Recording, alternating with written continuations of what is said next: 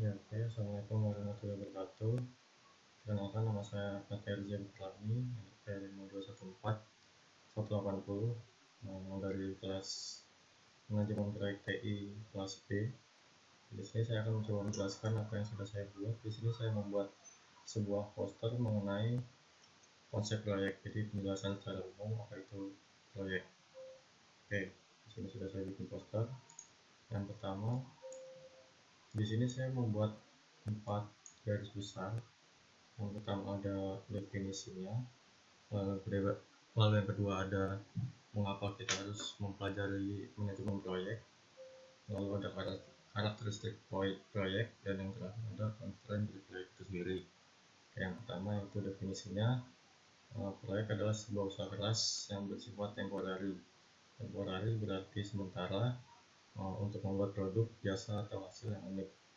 Oke, di sini kenapa bersifat temporary? Karena proyek itu sendiri akan berhenti jika tujuan dari proyek itu sudah tercapai, jadi bersifat sementara. Terus untuk project manajemennya sendiri adalah penerapan dari pengetahuan, keterampilan, tools, dan teknik-teknik pada aktivitas proyek dalam mencapai sasaran-sasaran proyek. Oke, di sini saya diajarkan memakai tools yang bernama Trello. Kita lanjut, mengapa kita harus mempelajari manajemen proyek. Yang pertama,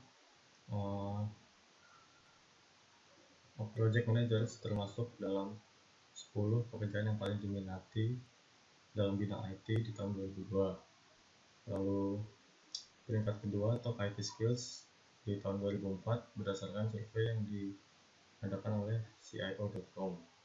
Lalu seperti yang pertama ada top 10 most in demand IT skills in 2013. Jadi di tahun 2013 kembali menjadi top 10 pekerjaan yang paling diminati.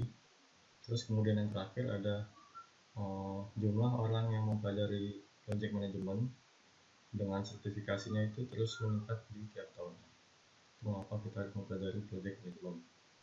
Lanjut lagi ke karakteristik. Di sini ada sekitar 7 karakteristik. Yang pertama ada memiliki batasan waktu. Jelas di sini karena proyek itu bersifat temporary atau sementara, jadi ya memiliki batasan waktu. Terus yang kedua terdapat batasan. Nah, ini batasan di sini tuh bisa dibilang semacam scope gitu. Jadi proyek tidak bersifat umum atau memiliki ruang lingkup yang berbeda dengan disiplin ilmu yang lain. Jadi terdapat batasan atau scope. Terus yang ketiga ada penuh ketidakpastian. Nah, di sini kenapa penuh ketidakpastian? Karena salah satu bidang dari project management adalah di bidang IT. Nah, untuk IT-nya sendiri itu sulit untuk diukur apakah proyek tersebut bisa dinilai berhasil atau tidaknya, karena IT itu merupakan ukuran yang intangible atau sulit, tidak bisa diukur. Terus yang keempat ada menghasilkan produk yang unik. Yang jelas karena proses bisnis di tiap perusahaan berbeda-beda ya, jadi pastinya akan menghasilkan produk yang unik. Terus memiliki sumber daya sudah jelas, manusia yang pasti. Terus yang keenam ada memiliki tujuan yang spesifik. Dan yang terakhir ada memiliki stakeholder. Nah, stakeholder ini adalah semua orang atau organisasi yang terlibat dalam pengerjaan proyek tersebut. Bisa jadi project manager, user, pemilik sponsor, dan lain-lain. Selanjutnya kita masuk ke constraint. Terakhir ada 3 constraint di sini. Yang pertama scope, yang kedua time, yang ketiga cost.